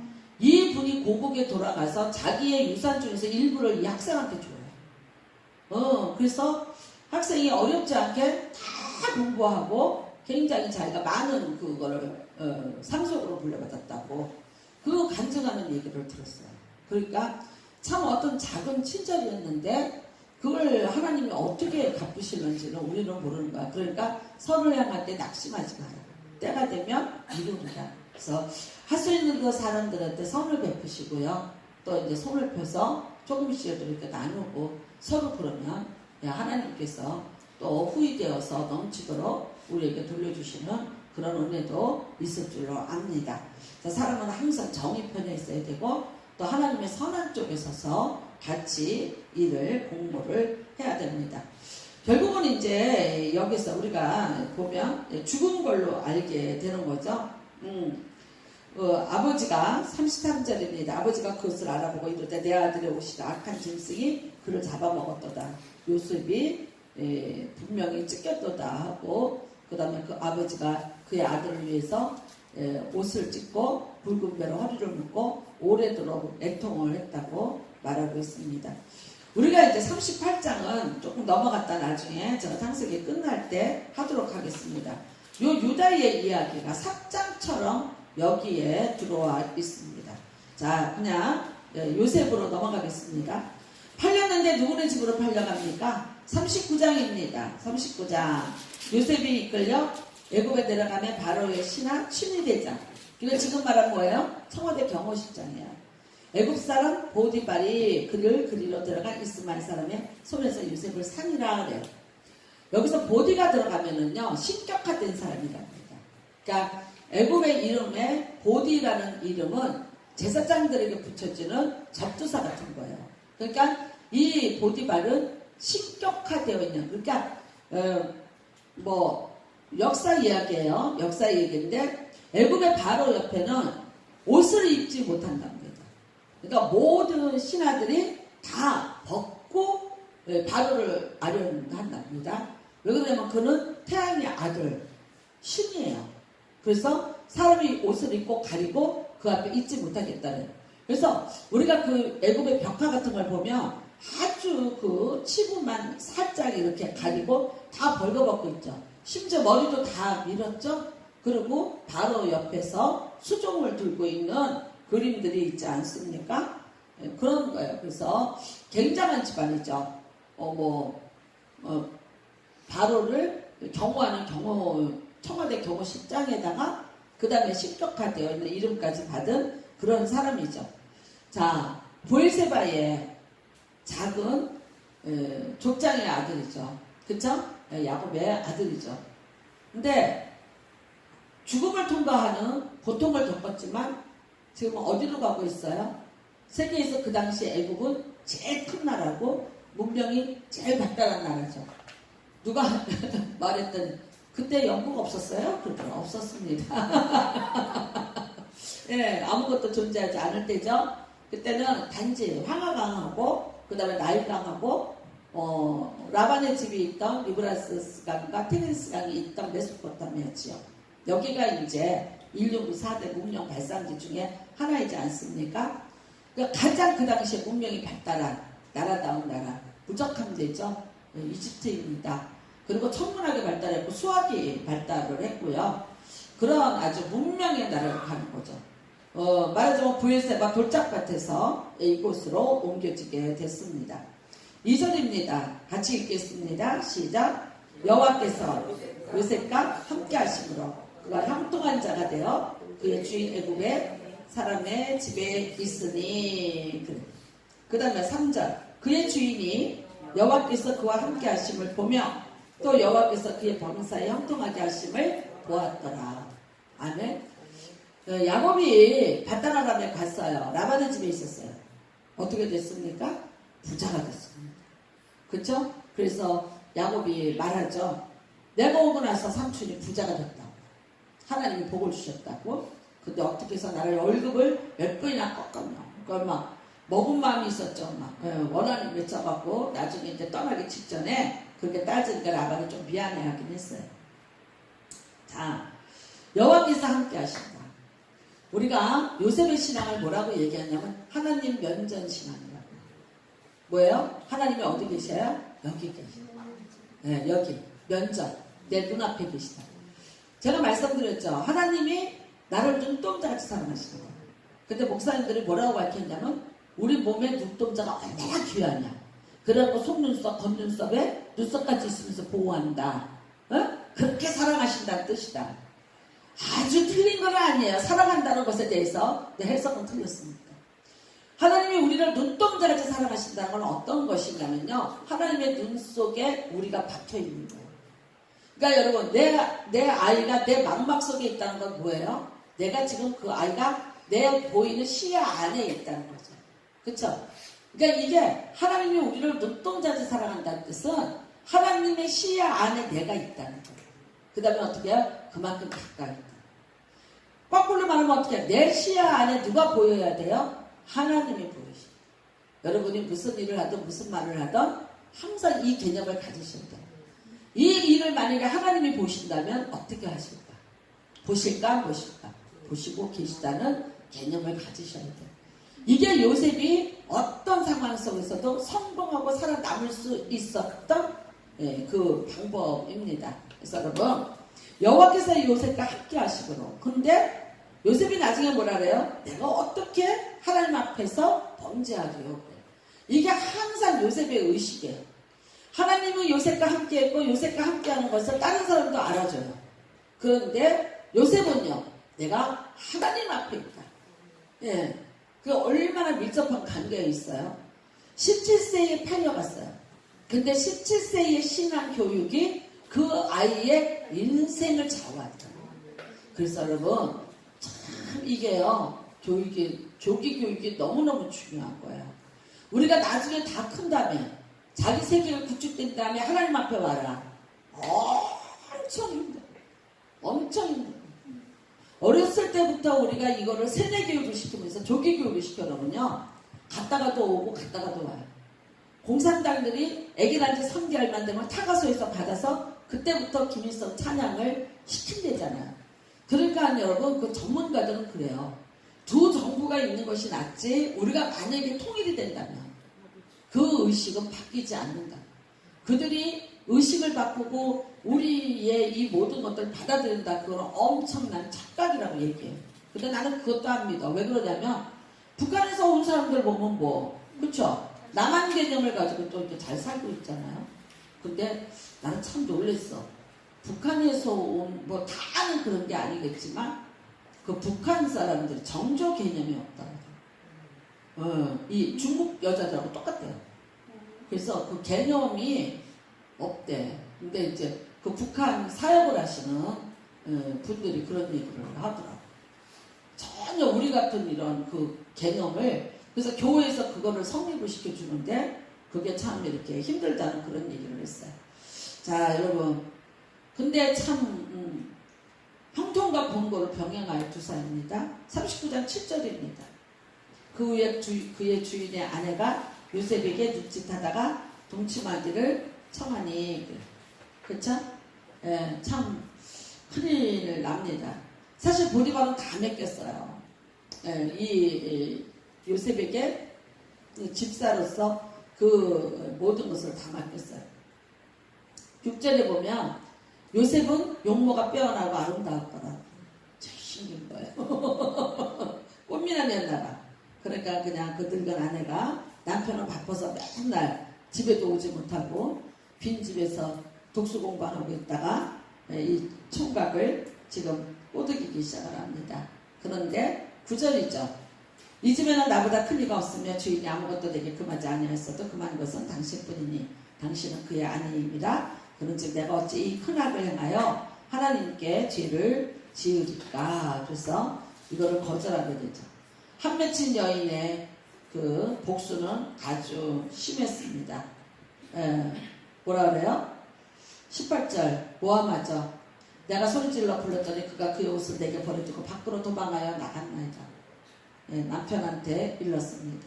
그래서 20절 이에 요셉의 주인 보디발이 그를 잡아 옥에 가두니 그 옥은 왕의 제수를 가두는 곳이었더라. 요셉이 옥에 갇혔으나 여호와께서 요셉과 함께 하시고 그에게 인자를 도와서 가시장에게 은혜를 받게 하시니 또 가시장에 은혜를 받습니다. 자, 감옥을 갔습니다. 참 억울하죠. 근데 이게요, 보통 죄가 아닙니다. 말하자면 보디발의 아내를 범하려고 했다. 이 죄악은 엄청난 거죠. 보디발이 맘만 먹으면 죽일 수도 있는 거죠. 보디발이 당장 죽이기 너무나 좋은 이미지 때문에 당장 죽이지는 않고 보내죠. 근데 이제 그 감옥을 가는데 20절에 그 옥은 왕의 제수를 가두는 곳이었더라. 제가 이거 가지고 요셉 가지고 설교를 14번을 했어요. 기억하실지 몰라요? 여기가 뭐예요? 네, 정치학 박사학위를 받는 곳이 바로 이것입니다. 요셉 무학이에요. 근데 이 감옥에 가서 뭐 배웠어요? 정치가 뭔지 배웠어요. 그쵸? 네, 왜냐면 정치범들만 여기 와서 있는 거예요. 왕의 감옥이니까. 왕하고 관련된 사람들만 여기 와 있어요. 날마다 날마다 그 사람을 통해서 뭘 배웠겠어요? 아주 은밀한 바로의 왕궁에서 이루어지는 모든 일에 대해서 다 듣게 되는 거죠. 어떤 일이 벌어지는지, 그리고 정치라는 것은 어떻게 해야 되는 건지, 예, 이거 뭐 정치학 학위 받습니다. 여기 있으면. 근데 거기서도 간수장을 해요. 그러니까 모든 사람들에게 내가 배우고 싶고 듣고 싶은 얘기 다 들은 거예요. 지금 바로가 어떻게, 누구가 어떻게 돼가고 어떻게 돼가고 뭐 이런 것들 완전히 정치의 노하우를 배우고 지금 현 주소를 여기서 다 배우게 되는 거죠. 여러분, 사람은 나를 악하게 했을지라도 나중에 요셉이 이런 말을 합니다. 하나님은 나에게 선으로 바꾸시사. 이게 요셉의 신앙이에요. 그러니까 여러분과 제가 어떤 상황에 있을지라도 어떻게 해요? 하나님은 나에게 이걸 선으로 바꾸셨다는 얘기예요. 사람은 나를 해하려고 할지라도 하나님은 이것을 나에게 선으로 바꿔줍니다. 제가 아까 이제 저희 아들하고도 이렇게 그런 얘기를 했어요. 오답도 정답이다. 다 배워라. 잘못된 것도 배우고 잘하는 것도 배우고 다 배워라. 제가 이제 이렇게 처음에 전도사로 정말 얼떨김에 갔어요. 그 박원장 혜인이 큰 이모가 거기 계셔갖고 그래갖고 정말 제가 그냥 인사하러 갔다가 잡혀갖고 그냥 임명장을 받게 된 거예요. 거절도 못하고. 근데 너무 신기해요. 몇 달을 계속 이렇게 있는데 어느 날 하나님 그러시고 오답도 정답이다. 그게 무슨 말인지도 모르겠어요. 제가 친구 목사한테 물어봤더니 4개 중에서 틀린 것 고르시오. 그래서 틀린 것 잘 골랐으면 그게 정답이잖아. 그 말이야. 그래. 그러니까 그거 맞더라고. 그래서 그러네 그랬어요. 근데 하필은 왜 좋은 거 맞는 걸 고르라지 틀린 거를 고르라 했을까? 나중에 알았어요. 제가 거기서 6개월을 있으면서 정말 많이 봤어요. 나중에 제가 목회를 시작을 했는데 다 그게 저한테 너무나 유익한 것들이에요. 너무너무 유익한 일들이에요. 아, 이제 이거예요. 그렇게 안 하면 돼. 이거 있죠? 그렇게 하면 돼도 좋아요. 근데 어떻게? 그렇게 하면 안 돼. 그렇게 안 하면 돼. 이것도 정답이더라고요. 그 다음에는요, 그때 그 교회가 이제 옮겼어요. 조금 큰 데로. 옮기는데 저한테 다 일을 시켰어요. 왜냐면 운전을 하고 다니는 사람이 저밖에 없었어요. 그 교회. 그러니까 세상에 뭐 저한테 모든 거를 다 심부름을 시키는 거예요. 딴 사람들은 좀 가만히 있어. 근데 참 억울할 것 같죠? 근데 그냥 신참이니까 다 다니면서 했어요. 다니면서 했는데 제가 옛날에 여기 우성주방을 와봤다니까? 뭐 교회 그릇을 사야 되는데 그릇을 사는데 여기 시장에 있는 우성주방 있지? 거기를 와봤다니까? 근데 제가 그것을 나중에도 AS 신청하려면 몰라 그러면서 팜플렛을 다 모아놓은 거야. 그 다음에 이제 선구사를 갔는데 연합선구사라는 데를 갔다 오래요 저보고. 근데 그게 막 저기 오살리 있는데 어디야? 그래갖고 막 찾아서 가서 거기 가서 이제 오더를 하고 이렇게 심부름을 하고 그랬어요. 그러니까 그것도 나중에 AS 받으세요. 그러면서 제가 다 팜플렛을 놓은 거예요. 근데 1년 있다가 제가 교회를 개척하게 되는 거야. 그러니까 저는 이제 어디로 갔냐? 이 의자를 사러 반포를 간 거예요. 그 반포에 이제 선구사에 가서 이렇게 골랐어요. 그리고 계약을 했어요. 근데 있죠. 교회 공사 끝난 다음에 실어다 주세요. 그러니까 못 준대.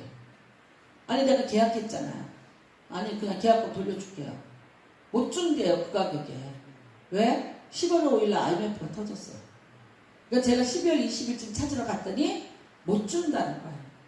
그러니까 제가 예를 들어서 20만 원을 샀는데 말하자면 35만 원을 달라는 거예요. 예, 아니면은 못 준다는 거예요. 그래갖고 돈을 내줘요 그냥. 왜냐면 레자도 못 구하고 못 구해서 못 만드니까. 그러면서 저를 그냥 줘요. 그래서 그냥 왔어요. 그래서 의자 없이 집에 있는 막 뭐 갖다 깔아놓고 예배를 드렸어요. 근데 생각이 나더라고 제가 그 팜프렛이. 그래서 팜프렛을 해서 전화를 걸었어. 저요, 저 혹시 기억하시나 몰라요? 그래서 그때 갔던 사람이에요. 제가 이러는데 의자가 필요해요. 그때 몇 개가 필요하세요? 그래서 20개가 필요해요. 그랬어요. 그랬더니 그분이 이래요. 어떤 분이 맞춰놓고 11월 달에 찾아가기로 했는데 안 찾아간 게 있대. 20개래. 근데 문제는 뭐냐? 다 9자짜리인데 8자짜리가 2개 있대. 괜찮겠네. 그러니까 제가 그게 지금 문제가 아니잖아요. 옛날 가격 17만 원으로 준다는데. 그러니까 괜찮아요. 사장님 주세요. 그랬어요. 갖고 왔어. 나중에 보니까 기둥이 있어갖고 8자짜리가 2개가 딱 필요한 거야. 에? 지금도 여기 8자 2개 있죠? 여기 8자짜리 그 안쪽에 8자짜리잖아. 기둥 때문에 나는 몰랐어. 그걸 계산 못하면 9자짜리로 해도 큰일 날 뻔한 8자짜리 갖고 왔더니 맞춤도 그런 맞춤이 없어. 나는 하나님이 그렇게 일하실 거야. 그러니까 제가 교회를 개척을 하는데 뭐를 사러 다니는 게 아니라 앉아서 다 전화로 주문을 하고. 왜 나 벌써 다 갔다 왔잖아. 다 알잖아. 다 스캔이 돼 있잖아. 그러니까 모여 너무 편하게 하더라. 그러니까 여러분 내가 조금 억울한 것 같고 힘든 것 같고 그런데 어떻게 해요? 하나님은 그 모든 것을 나를 미리 아시고 돌리신 거야. 나를 예행 연습을 시키신 거야. 제가 그래요. 누가 나 안 알아준다고 생색이 날 것도 없고 내가 왜 이런 걸 해야 되냐고도 말하지 마라. 다 하나님이 뭔가 나는 지금 알지도 못하고 어디로 가는지도 나는 알지 못하지만 하나님이 나를 이끌고 가고 계시고 그 다음에 나보다 먼저 앞서 가시면서 내 모든 인생을 그분이 목자가 되어서 이끌고 가고 계시다. 믿으세요. 왜 이런 불행을 만났냐? 왜 이런 어려움을 만났냐? 그렇게 생각하면 그건 불행이에요. 근데 아니 여기서 또 내가 또 하나님을 만나 이 일로 통해서 내가 또 하나님 앞에 나가 하나님이 나한테 뭔가 하실 일이 있을 거야 라고 생각을 하시면 여러분 놀라운 세상이 열어지는 거야. 그러니까 저는 요셉을 14번 설교를 했는데 너무 아쉽더라. 나중에 제가 다시 만드니까 20개를 해야 되는데 너무 오래 하면 지루할까봐 그걸 잘랐던 게 너무 아쉽더라. 여러분 우리가 어딜 가든지 어떤 길이에요? 하나님이 인도하시고. 그러니까 딱 이것만 살피세요. 하나님이 기뻐하실 건가? 그래서 사도 바울이 이렇게 말했어요. 주를 기쁘시게 할 것이 무엇인지 시험해봐라. 테스트해봐라. 그러니까 테스트를 해서 이걸 하나님이 기뻐하는 일을 하세요. 이거는 아니야 그러면 하지 마세요. 그것만 딱 있어요. 그러면 어떻게 된다? 내 인생은 그분의 손 안에 있고 그분이 나를 이끌고 가셔요. 사람이 뭐라고 할지라도 이상한 일이 일어나서 어떻게 해요? 나를 하나님이 그 목적지까지 이끌고 가신다. 아멘? 믿으시기 바랍니다. 자, 40장에 보면 술 맡은 간원, 떡 맡은 간원 나와요. 근데 술 맡은 간원은 살아남고 떡 맡은 간원은 죽을 거라고 꿈을 풀어줬죠. 그리고 술 맡은 간원한테 부탁을 했습니다. 만일 이제 당신이 나가게 되면 나중 여기 억울하게 있으니까 나중 어떻게 해서 풀어달라고 얘기를 했죠. 근데 23장입니다. 40절 23장 14절 40장 14절 볼게요. 14절 시작. 읽으세요. 시작.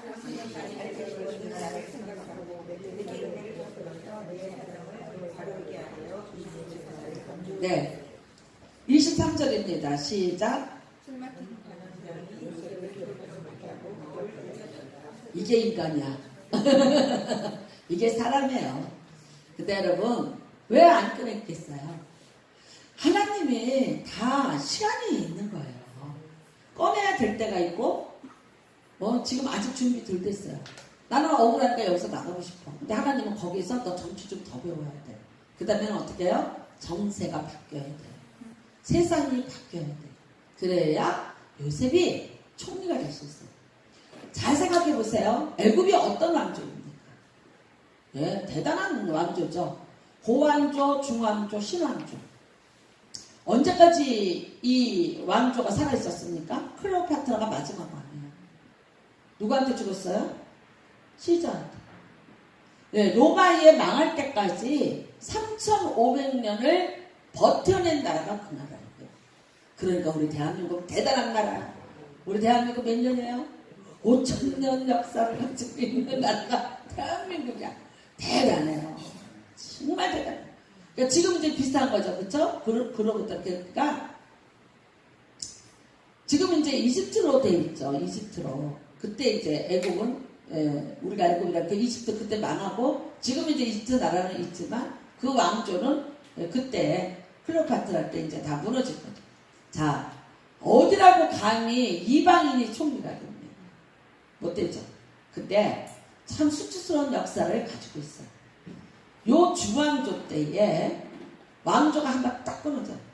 북쪽에 있는 여러분이 고등학교 교과서에서는 히타이트족이라고 해요. 강한 북방의 족이에요. 여기 지금 뭐라냐면 소련? 그쪽 다 계열이에요. 네, 소련 사람들 원래 전쟁자라죠? 전쟁 얘기밖에 없잖아. 소설이고 뭐고 그들의 역사는 다 전쟁의 역사잖아요. 그쪽이에요. 북방에서부터 이 히타이트족이 치고 내려온 거예요.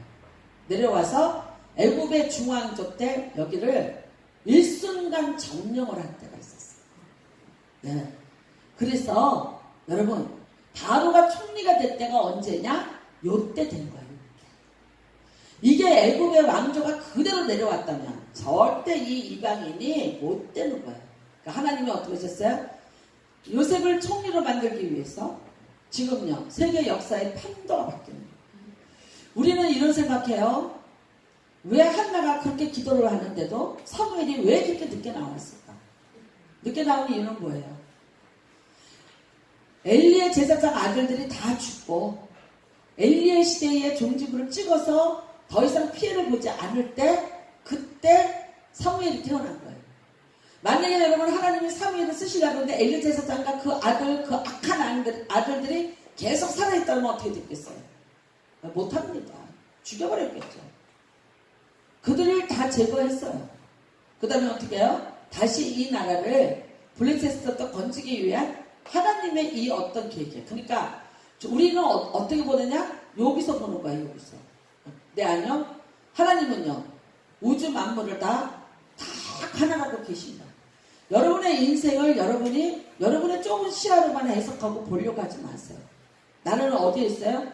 하나님의 그 넓은 주권 속에 나도 있다는 걸 인정하셔야 돼요.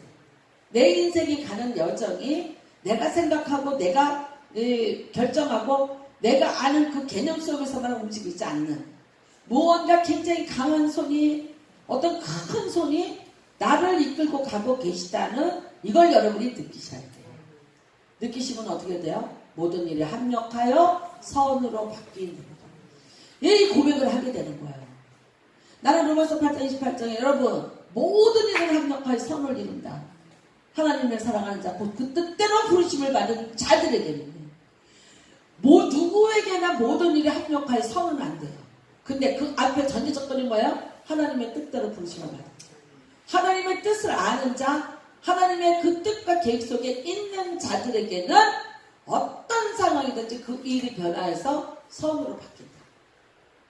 지금 요셉이 그 대표적인 인물이에요.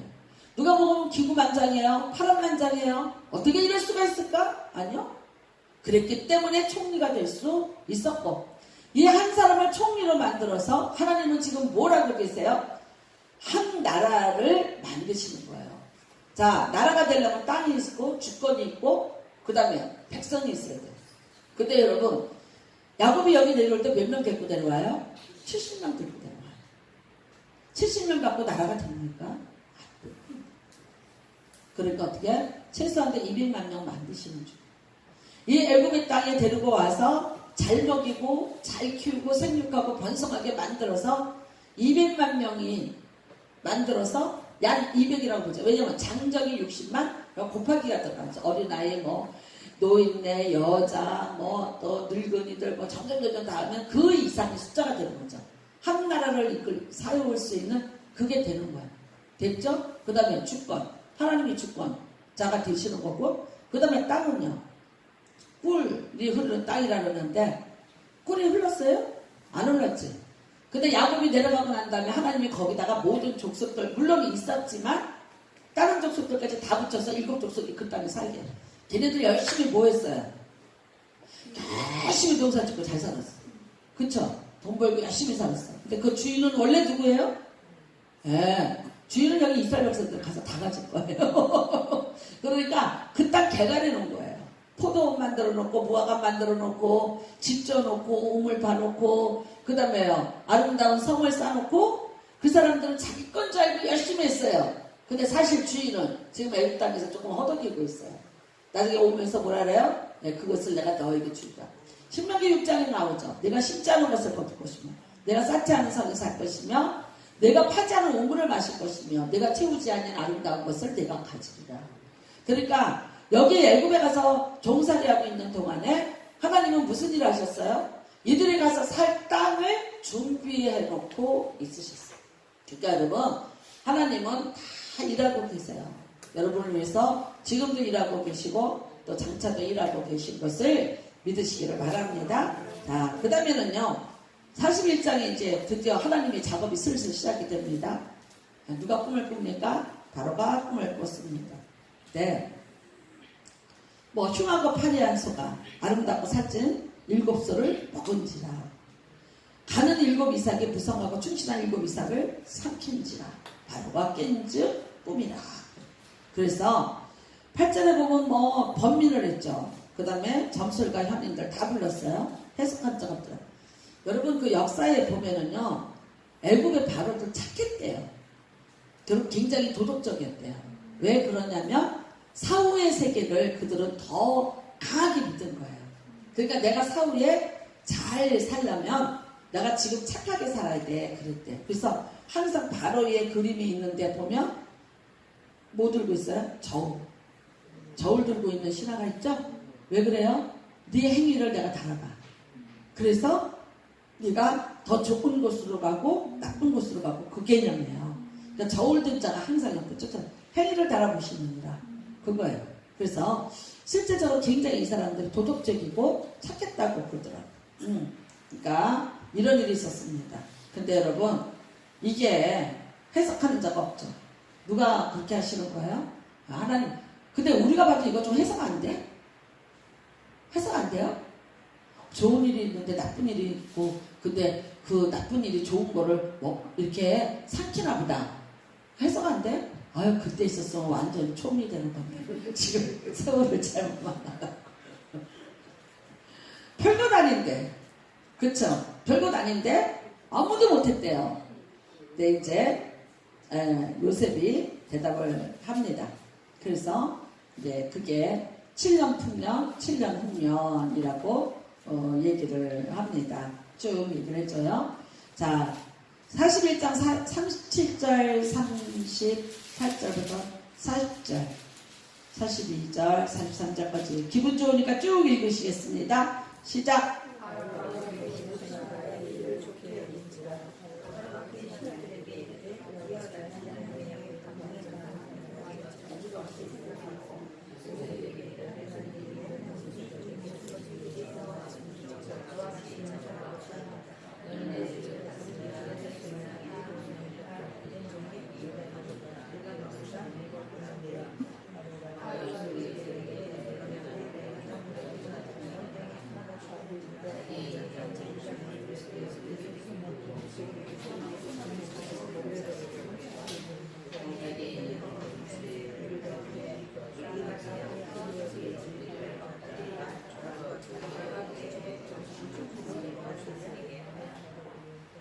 네. 그래서 총리가 드디어 됐습니다. 인장반지 끼고, 이게 뭐냐면 이거죠. 도장을 가졌습니다. 그 다음에 이제 장가도 갑니다. 장남을 갑니다. 보디베라의 딸 아스나스요. 그러니까 엄청난 가문의 여자가 시집을 옵니다. 촌이니까. 51절에 아들 낳습니다. 므낫세. 뜻은 잊어버리다. 내가 그 옛날에 슬펐던 그런 고난을 잊어버리다. 그 다음에는 두 번째 아들을 낳습니다. 에브라임입니다. 두 배의 복, 그런 뜻입니다. 네, 두 배의 복. 자, 그 다음에 이제 42장부터 우리가 만나게 되는 얘기가 나오죠. 그 요셉의 꿈을 해석한 대로요, 진짜 7년 동안 풍년이 들었어요. 그러니까 어떻게 해요? 요셉이 다 그 곡식을 사요. 라암셋이라는 곡식 창고를 만들죠. 고세 땅에 가면 지금도 있습니다. 저는 가봤는데 그 옛날에 밀을 거기다가 보관했죠. 그 밀이 지금도 있어요. 있고 그 다음에 이제 흙벽돌을 지어서 그 큰 성을 만들어 놓고 거기 보면은 정말 까마귀가 막 날아다니고 그 다음에는요 라암셋의 그 바로의 동산 있죠. 엄청난 돌로 조각을 해서 신상으로 세워놨죠. 근데 그게 뒹굴고 있어요. 참 그래서 야 이게 인생의 허무다. 그쵸? 예, 라암셋이 누굽니까? 근데 그 형상이 땅바닥에 떨어져서 목이 잘린 채로 굴려있어요. 그러니까 하나님이 뭐라 하셨어요? 어떤 것을 내 형상 만들지 마라 그러시면. 그걸 보니까 참 우리가 그거 발로 막 툭툭 치면서 네가 바로였냐? 그게 만약에 하나님이 싫으면 어떻게 하겠어요? 그쵸? 그러니까 하나님이 말 듣지 말라고 그렇게 얘기하셨던 거죠. 자, 그래서 어떻게 하냐면 요셉이요 7년 동안 다 사드려요. 그러면 흉년이 왔죠. 어떻게 합니까? 바꿉니다. 요셉이 나중에는요 돈으로 바꾸다 돈이 떨어져요. 그러니까 전답으로 바꿔줍니다. 다 저당을 잡혀서 바꿔주죠. 그러니까 전답까지 다 뺏겼죠. 그랬으면 여러분 요셉은 나쁜 놈이 돼야 되잖아. 근데 아니에요. 그 전답 뺏긴 것을 다시 그 사람들한테 농사를 지라고 줘요. 그 대신 20%는 세금으로 받죠. 이게 굉장히 지혜로운 거죠. 그러니까 결국은 어떡하냐? 전 모든 사람이 요셉 앞에 무릎을 꿇는 거예요. 하나님이 곡간 열쇠를 줬어요. 복의 근원 맞죠? 살릴 수도 있고 죽일 수도 있는 권세를 준 거예요. 곡간의 열쇠 이거 인자바지가 이거 하면 먹이고. 그래서 결국은요 애굽 땅에만요 아니요 그 동방 지역이 다예요. 그러니까 그 지역에 있는 모든 사람들이 다 와서 애굽에 말하자면 바로의 신하가 되고 바로의 땅이 돼. 그러니까 이 요셉이 엄청나게 그 왕권을 부흥시켜 놓는 사람이 되죠. 얼마나 대단합니까? 대단한 사람이 되는 거죠. 근데 드디어 이제 이 일이 어디까지 들어갑니까? 네. 야곱도 굶고 있죠. 같이, 그쪽까지. 굶고 있으니까 가서, 곡식을 사오라고 그렇게 말을 합니다. 그래서 뭐 이거를 다 읽을 수는 없고요. 42장 1절에 그때 야곱이 애굽에 곡식이 있음을 보고 아들들에게 이르되 너희는 어찌하여 서로 바라만 보고 있느냐? 가서 곡식을 사와라. 그래서 요셉의 형 10사람이 애굽에서 곡식을 사려고 내려오는데 베냐민은 안 보냈죠. 그쵸? 그리고 이제 10명이 양식을 사러 왔습니다. 근데 요셉이 형들이 와서 그 앞에 땅에 엎드려 곡식 달라고 지금 그러고 있어요. 꿈이 드디어 이루어졌습니다. 한 매치게 돌고 돌아서 결국은 이제 형들이 와서 근데 요셉은 그 형들을 알아보나 그들을 못 알아봐요. 아니 상상이 안 되니까 못 알아보는 거예요. 총리로서의 옷을 입고 그 관을 쓰고 있는데 어떻게 감히 우리가 버린 그 아이가 이렇게 된다고 생각을 해요? 그러니까 못 알아보게 됐죠. 그래서 하여튼 요셉이 뭐 그 사람들을 잡았다 놨다 하고 나중에는 뭐 또 이제 막내 데리고 오라 그래요. 그래서 또 막내를 데리고 오게 되죠. 그러니까 나중에 요셉이 뭐라 그러냐면 여기다 막내는 두고 너희들 가 그러죠. 43장 8절입니다. 8절 43장 8절 읽겠습니다. 네, 43장 8절 시작. 유다가 그의 아버지 이스라엘에게 이르되 저 아이를 나와 함께 보내시면 우리가 곧 가리니 그러면 우리 아버지와 어린 아이들이 다 살고 죽지 아니하다. 내가 그를 위하여 담보가 되오리니 아버지께서 내 손에서 그를 찾으소서. 내가 만일 그를 아버지께 들여다가 아버지 앞에 두지 않으면 내가 영원히 죄를 지으리라. 그러니까 베냐민을 데리고 와야 곡식을 주겠다는 거예요. 근데 유다가 뭐라 그래요? 내가 베냐민을 위한 담보가 된다. 그러니까 여러분 성경의 모든 사람은 누구를 예표해요? 예수님을 예표해요. 근데 물론 요셉은 은 20에 팔린 건 예수님의 은 30에 팔린 거 있지만 이 유다는요 가짜 예수님을 닮은 사람이에요. 담보가 돼주죠. 예수님이 우리를 위해서 담보가 돼주신 건 아니에요. 그렇죠? 보증을 해주신 거잖아요. 그 역할을 누가 하냐? 유다가 하는 거예요. 그게 여러분 예수님이 유다 지파에서 나온 게 그게 우연은 아니라는 거야. 이렇게 됐고요. 그 다음에는요 또 유다가 이제 그 베냐민을 안 보내려고 그러죠. 안 보내려고. 근데 44장 33절입니다.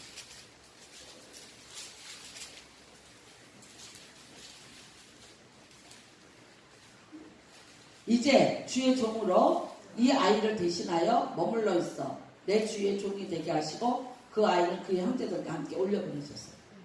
그러니까 요셉이 지금 이제 베냐민을 안 보내려고 그러죠. 그랬더니 그러면 우리 아버지가 죽는다. 그러니까 이 베냐민을 돌려보내라. 그 대신 내가 당신의 종이 되겠다. 여러분 이게 야곱이 얼마나 고마웠겠어요. 그쵸? 야곱이 이게 얼마나 고맙겠어요. 그 아이가 나와 함께 가지 않냐면 내가 어찌 내 아버지에게로 올라갈 수 있으니까 들을 건데 제가 내 아버지에게 미침을 보리라. 정말 아버지를 사랑하는 거야 유다가. 그러니까 내가 여기 종으로 남을 테니까 보내달라고 얘기를 하죠. 45장에요. 요셉이 시종하는 자들 앞에서 그 저걸 억제하지 못하고 소리질러 모든 사람을 자기에게 물러가라고 그 형제들에게 자기를 알리니. 이 사건 때문에 요셉이 그 옷을 벗고 자기가 요셉이라는 것을 밝히게 되는 거죠. 예. 근데 형제들에게는요 얼마나 무섭고 두려웠겠어요. 근데 4절 5절 자 같이 봉독합니다. 요셉이 형들에게 이르되 내게로 가까이 오소서. 그들이 가까이 가니 이르되 나는 당신들의 아우 요셉이니 당신들의 애굽의 판자라. 당신들이 나를 이곳에 팔았다고 해서 근심하지 마소서. 한탄하지 마소서. 하나님이 생명을 구하시려고 나를 당신보다 먼저 보내셨나요. 기가 막힌 말이죠. 그쵸? 생명을 구하려고 우리 70인 가족을 먹여 살리려고 나를 하나님이 먼저 이 풍요로운 애굽 땅에 보내서 내가 이 창고의 주인이 되게 만드셨다. 내가 받은 고난은요 종이었고 하마터면 죽을 뻔했고 모함 쓰고 감옥에 갔고 감옥에서 평생 죽을 줄 알고. 그쵸? 그 겪어냈던 모든 것들을 생각하면 얼마나 원한이 맺혔겠어. 얼마나 억울하겠어. 얼마나 분하겠어. 절치부시 칼을 북북 깔고 있어야 돼. 근데 뭘 깨달았어요? 아니 하나님 나를 이리로 보내신 이유가 하나님. 그러니까 요셉은 여러분 팔린 적도 없고 모함받은 적도 없어요. 요셉은 절대 누구에게 팔린 자도 아니고 누구에게 모함당한 자도 아니에요. 이 모든 사건이 다 하나님이 나를 이끌고 가시는 과정이라고 생각해요. 그러니까 누가 주인이에요? 하나님이 주인. 그럼 멋지게 사시기 바랍니다. 네, 멋지게 사십시오. 여러분과 제 인생을 하나님이 이끌고 가지 내가 누구에 의해서 누구에서 내가 누군데? 네? 최소한도 뭐 그런 나 택하신 족속의 왕 같은 데서잖아요. 여러분 그게 무슨 내가 허우롭게 헛소리 치는 게 아니라 이게 실제 상황이에요. 근데 나는 나를 못 알아봐요. 아까 바보새처럼 나는 그래요. 근데 어떻게 해요? 내가 어떤 풍랑을 만나고 어떤 위기를 만나면 나는 내가 누구인지를 알게 되는 기회가 되는 거죠. 이런 말이 있더라고요. 거위하고 기러기가 있는데 같이 논대요. 근데 거위는 기러기가 못 된대요. 그쵸? 못나니까. 근데 놀라운 거는 기러기는 거위가 된다는 거야. 생태학적으로. 무슨 말이에요? 네. 내가 날 수 있는데 거위처럼 못 날게 된다는 거야. 거위는 아예 날 생각을 안 하지. 내가 기러기가 된다고 생각 안 하지. 맞아. 세상 사람은 그래. 근데 나는 그러면 안 되잖아. 그치? 근데 이게요. 내가 기러기인데 거위가 돼버리는 거야. 나 못 날아. 나 못해. 나 안 돼. 나 사방이 막혔어 이러는 거야. 이 개념 버리셔야 돼. 여러분 내가 나를 팔았다고 근심하지 마세요. 진짜 이게요 어디까지 가는지 아세요? 마지막 50장에 보면요 기가 막혀요.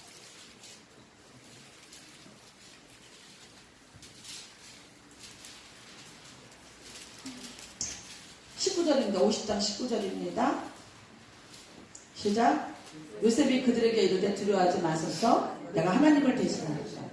당신들은 나를 헤아려 하였으나 하나님은 그것을 선으로 바꾸사 오늘과 같이 많은 백성의 생명을 구원하게 하시려 하셨나니 당신들은 두려워하지 마소서 내가 당신들과 당신들의 자녀를 기르리다 하고 그들을 간곡한 말로 위로하였다. 승리죠. 그렇죠? 놀라운 인간 승리입니다. 이거는 이거는 놀라운 승리입니다. 이거는 이렇게 이게 자기 인생의 멋진 승부를 이거를 걸죠. 그리고 마침표를 최소한도 내주죠. 사람에게 어쩌고저쩌고 하지 마세요. 사람은 사람이에요. 내 주인 누구예요? 하나님. 내가 모든 것이 지금 이렇게 가고 있는 과정이 어렵고 힘드세요. 많은 억울함도 있고 괴로움도 있고. 근데 어떻게 해요? 그걸 이끌고 가신다고 믿으세요. 그리고 반드시 도우신다고 믿으시고 그러셔야지 사람하고 여러분이 자꾸만 이렇게 생각하고 부딪히고 그거를 사람 대 사람으로 그걸 여러분이 말하자면 해결하시려고 들면 끝없는 웅덩이에서 절대 못 빠져나옵니다. 아까 그 도단의 웅덩이 있죠? 거기서 못 빠져나옵니다. 출발하시겠죠? 오늘 도단의 웅덩이에서 다 사람들은 나를 그랬을지라도 출발하십시오. 출발하셔서 마지막 정책력은 이겁니다. 하나님은 나를 모든 것을 선으로 바꾸세요. 내 모든 어려움을 선으로 바꾸세요. 그래서 다 먹여 살리고요. 22절 50장 22절입니다. 110세를 살고 자손 3대를 보고 그리고 죽습니다. 그런데 25절에 요셉이 또 이스라엘 자손에게 맹세시켜 이르기를 하나님이 반드시 당신들을 돌보시니 당신들은 여기서 내 해골을 메고 올라가겠다 하셨더라. 저는 이 말씀에 너무 은혜 받아서 장례식 때 설교를 이거를 많이 합니다. 히브리서는 믿음의 조상들이 어떤 하나가 믿음으로 하나님 앞에 인정받은 것을 기록하고 있습니다. 근데 놀랍게도 요셉은 이 부분입니다. 그가 총리가 됐던 거, 많은 사람을 아니요. 그가 내 해골을 메고 가라고 말했던 이게 믿음의 그 전당으로 들어가게 되는 요인이 됩니다. 왜 그렇습니까? 여기 있으면 바로는요, 그야말로 피라미드를 만들어서 엄청난 장래의 의식을 통해서 그냥 말하자면 내 조상에게로 돌아가게 달라. 세겜까지 갑니다. 그래서 세겜성에 있는 요셉의 무덤이다 여기 보이는데 세겜이 어디예요? 아브라함이 처음에 와서 도착한 곳이잖아요. 그렇죠? 아브라함이 바다나라 떠나서 와서 처음으로 와서 도착해서 그 만물의 상수리 나무 앞에서 하나님 앞에 제사 지냈던 그 세겜 땅이죠. 그러니까 여호수아가 어떻게 해요? 여호수아가 에브라임 지파죠. 그러니까 자기 조상의 뼈, 이 요셉의 후손이잖아요. 에브라임 둘째 아들 그거 들고 가는 거죠. 가서 여기 세겜에다가 장례 지내고 여기 70인 장로의 무덤 턱까지 다 있습니다. 가보면은 근데 생각해 보세요. 애굽에서 나올 때 이걸 가지고 나와요. 가지고 나와요. 출애굽기에 보면 나옵니다. 이 뼈를 가지고 나오죠. 그게 미라로 된 거죠.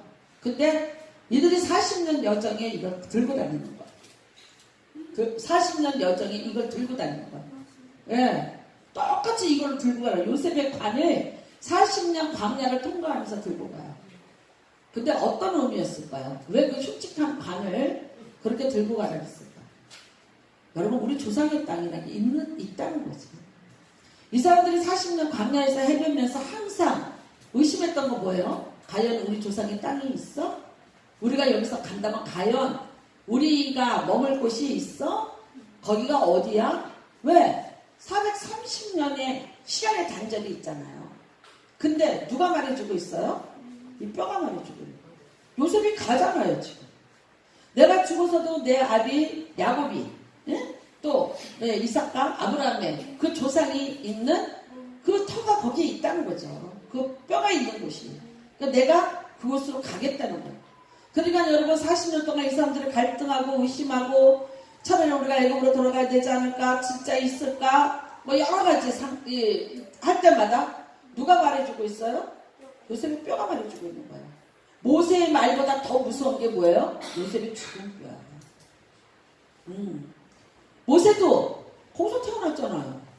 조상 못 받잖아요. 그쵸? 아무도 여기 430년 동안 단절해서 여기 지금 가는 사람 아무도 우리 옛적 아브라함과 이삭과 야곱의 땅 못 받죠. 근데 오래전에 죽은 요셉의 미라가 그거를 증명하고 있는 거야. 내가 네 조상이야. 내가 아브라함과 이삭과 야곱의 후손이야. 너희 조상들이 있어? 거기에 마물에 우리 막벨라 굴에 우리의 조상들의 뼈가 있어. 내가 지금 가고 있잖아. 그러니까 가자. 끝까지 가자.